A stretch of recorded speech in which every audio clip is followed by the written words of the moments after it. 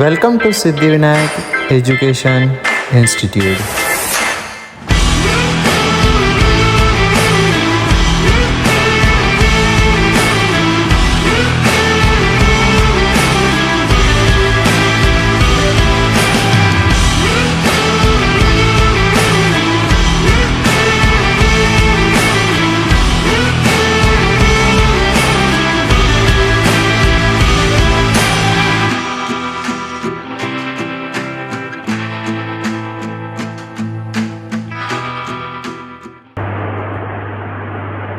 आपको क्या लगता है इन दोनों केसेस में से किस केस में इस ऑब्जेक्ट ने एयर में सबसे ज़्यादा टाइम ट्रैवल किया, किसने सबसे ज़्यादा हॉरिजॉन्टल डिस्टेंस ट्रैवल किया और किसने एयर में सबसे ज़्यादा हाइट अटेन की? क्या जानना है आपको ये सब? एंड फ्रेंड्स, क्या करना है आपको प्रोजेक्टाइल मोशन का रिवीजन, क्योंकि एग्जाम में आते हैं इससे बहुत से क्वेश्चन, तो मेरी वीडियो आपके बहुत काम आएगी। So hello everyone, this is Khushi Patekar from 11th standard from गन्नायक बैच ऑफ जेई। आज हम जो पढ़ने वाले हैं वो है प्रोजेक्टाइल मोशन। प्रोजेक्टाइल मोशन में आज हम दो चीज़ें पढ़ेंगे।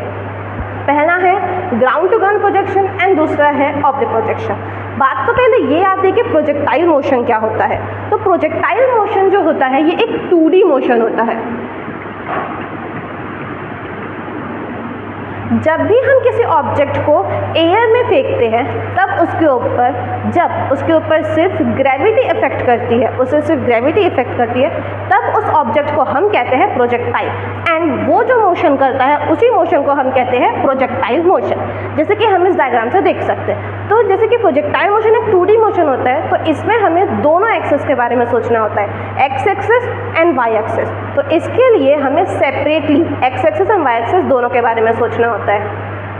प्रोजेक्टाइल मोशन एक 2D मोशन है and it is an example of uniformly accelerated motion.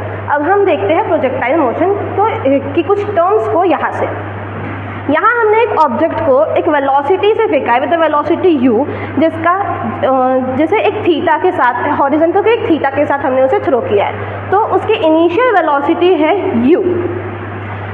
u के इसमें किए जाते हैं components in x axis and Y axis.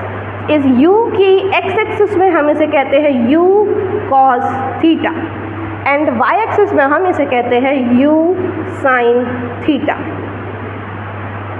ये होते हैं u मतलब इनिशियल वेलोसिटी के कंपोनेंट्स।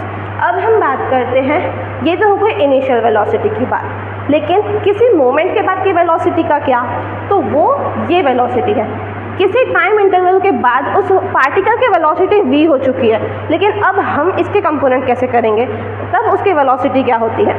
तो इसकी y वेलोसिटी होती है u sin theta minus gt and इसकी जो x एक्सिस की वेलोसिटी होती है उसमें कोई चेंज नहीं आता, क्योंकि x एक्सिस पे मतलब हॉरिजॉन्टल में कोई भी तरह का फोर्स एक्सेलरेशन नहीं होता है, जिसके कारण उसकी वेलोसिटी में कोई चेंज नहीं आता एंड वो at every interval of time वो u cos थीटा ही होती है।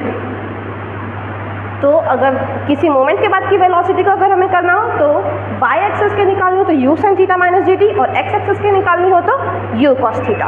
अब हम बात करते हैं मैक्सिमम हाइट की। मैक्सिमम हाइट क्या होती है? पूरी जर्नी में उसने कितनी ज़्यादा हाइट अटेन की, उसी हाइट को हम कहते हैं maximum height attend by the object. तो इस केस में जो मैक्सिमम हाइट है वो है ये वाली, यही इसकी मैक्सिमम हाइट है। रेंज क्या होता है? रेंज ये होता है, मतलब maximum horizontal displacement distance travelled by the object.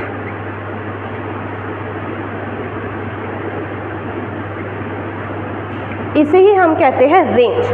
Range को हम सिंपल तरीके से भी निकाल सकते हैं। क्या है ये? डिस्टेंस है एक तरीके का। तो s हमें पता है कि velocity is equals to distance upon time and अगर हमें रेंज निकालना हो तो range is equals to velocity into time.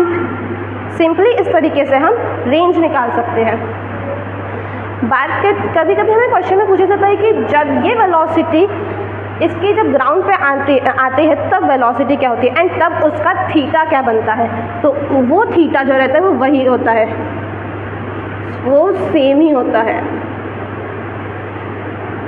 ये वाला, ये थीटा एंड ये थीटा इक्वल होता है। अब हम आते हैं ग्राउंड टू ग्राउंड प्रोजेक्शन पे।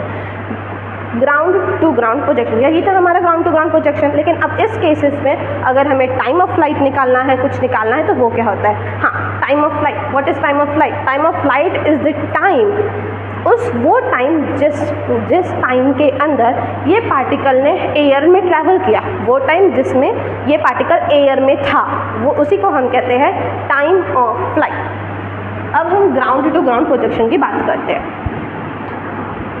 ग्राउंड टू ग्राउंड प्रोजेक्शन में अगर हमें निकालना हो टाइम ऑफ फ्लाइट,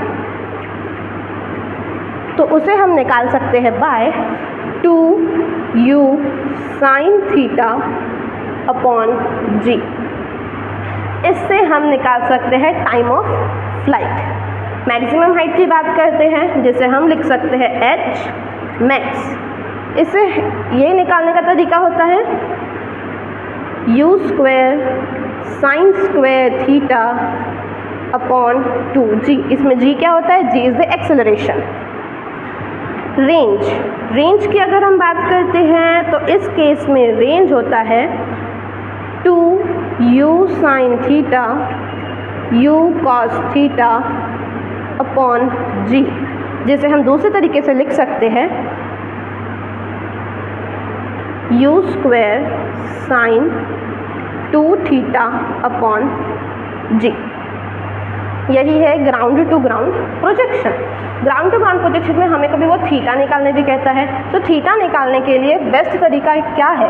वो है tan theta is equals to v y upon v x. tan theta अगर हमें निकालना हो तो हमें सिंपली क्या करना है? Velocity of vertical direction v y upon velocity of horizontal, उससे आ जाता है हमारा tan थीटा, जिससे हम थीटा निकाल सकते हैं। अब हम बात करते हैं इक्वेशन ऑफ ट्रेजेक्ट्री की। किसकी? Equation of trajectory. ये क्या होता है? सिंपली जो इक्वेशन ऑफ ट्रेजेक्ट्री होती है, ये रिलेशन होता है between x and y। Equation of trajectory is simply relation between x and y। इसके इक्वेशन होती है, वो क्या होती है? उसे हम कह सकते हैं y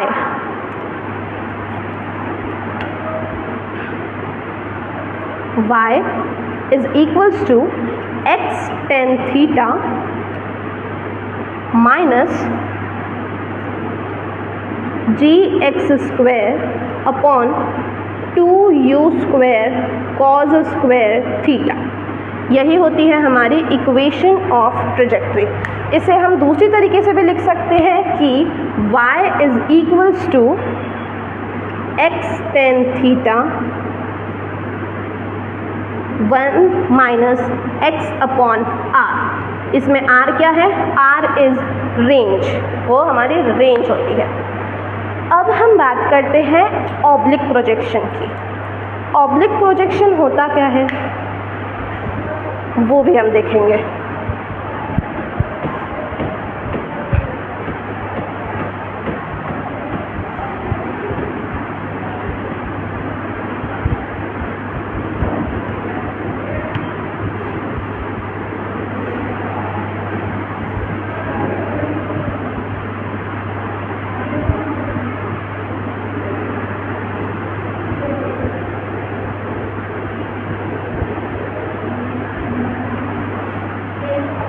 ऑब्लिक प्रोजेक्शन क्या होता है? तो हम आते हैं हमारे ऑब्लिक प्रोजेक्शन पर। ऑब्लिक प्रोजेक्शन, ऑब्लिक प्रोजेक्शन होता क्या है? तो oblique projection is simply projection from height. जब भी हम किसी ऑब्जेक्ट को किसी हाइट से फेंकते हैं, तब उस प्रोजेक्शन को हम कहते हैं ऑब्लिक प्रोजेक्शन। ऑब्लिक प्रोजेक्शन में 3 केसेस आते हैं। पहला केस होता है projection from above the horizontal.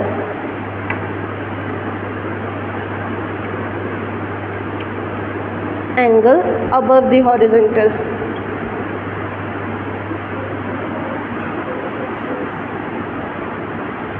Second case आता है बिलो द हॉरिजॉन्टल.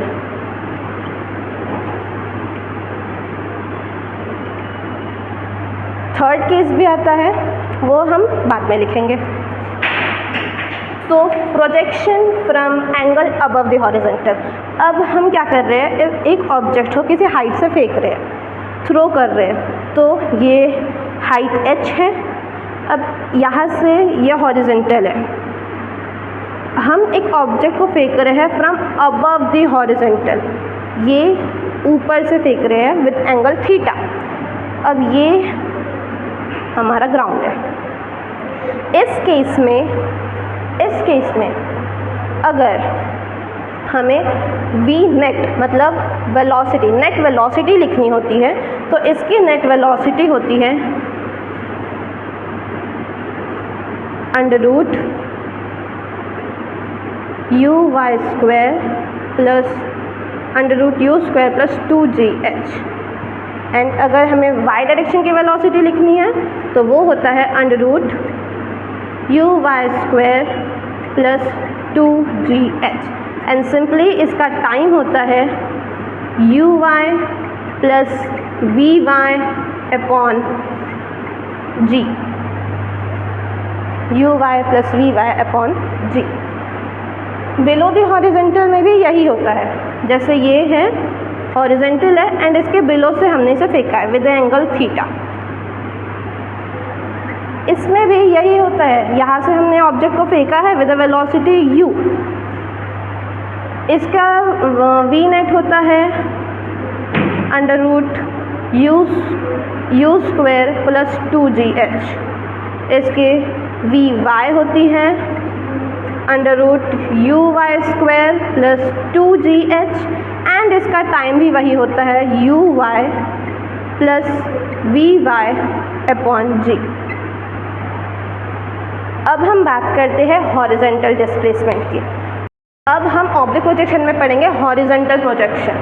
क्या वो है हॉरिजॉन्टल प्रोजेक्शन.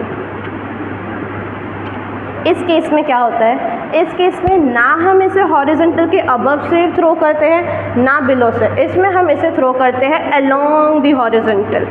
ऐसे इसमें हम इसे horizontal along the horizontal throw करते हैं. इस केस में जो वेलोसिटी होती है वो सिर्फ एक्स एक्सिस में होती है, only in u cos theta. Initial velocity y direction में 0 होती है. ये होती है सिर्फ x डायरेक्शन में, वो होती है u cos थीटा. इसकी अगर हमें v नेट फाइंड करना हो तो वो under root u square plus 2gh होता है. v y फाइंड करना हो तो वो होता है under root u y square plus 2gh. हम देख सकते हैं कि y डायरेक्शन की इनिशियल वेलोसिटी क्या होती है, 0. इसलिए इसके v y को हम कहते हैं अंडर रूट 2gh. इसके टाइम ऑफ फ्लाइट की अगर हम बात करते हैं तो इसका टाइम ऑफ फ्लाइट होता है अंडर रूट 2h/g. ये होता है हॉरिजॉन्टल प्रोजेक्शन में. इसे हम u cos थीटा मतलब सिर्फ इसमें हॉरिजॉन्टल वेलोसिटी होती है उसके इनिशियल वेलोसिटी में. तो ये हो गया हॉरिजॉन्टल प्रोजेक्शन. अब हम बात करते हैं मैक्सिमम रेंज की दो केसेस में. पहला केस है ground to ground. Ground to ground के में मैक्सिमम रेंज होती है हमारी u square by g. And oblique projection means projection from a height. इस केस में मैक्सिमम रेंज होती है u v upon g. I hope guys आपको ये पूरा समझा होगा. And thank you everyone. Study hard and be discipline. Thank you.